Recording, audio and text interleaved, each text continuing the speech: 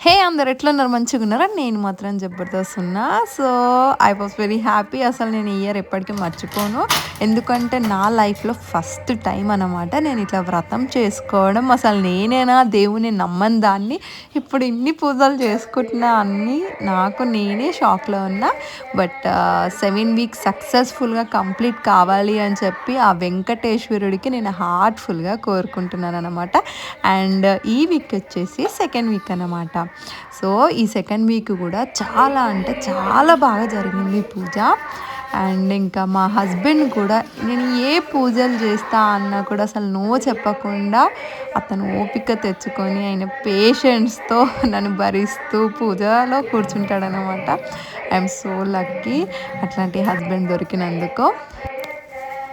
నాకు మాత్రం వెంకటేశ్వరుడికి ఎక్కడో ఒక లోటు చేస్తున్నా అని ఫీలింగ్ నాకు చాలా హర్టింగ్ అనిపిస్తుంది. అదేంటో కాదండి.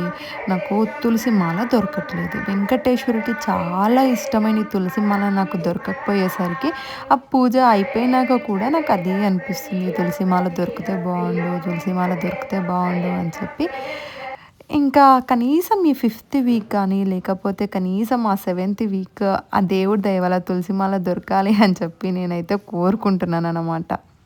ఒత్తులు వెలిగించేటప్పుడు కంపల్సరీ మనం ఓం నమో వెంకటేశాయ నమః అనుకుంటూ ఒత్తులు వెలిగించాలనమాట.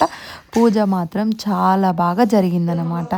ఇంకా సాయంత్రం వచ్చేసి ఇద్దరిని పిలిచి అన్నం పెట్టినాననమాట. సో, వాళ్ళు తిన్నాక అట్ లాస్ట్ మేము తినాలి మీకు తెలిసిందే.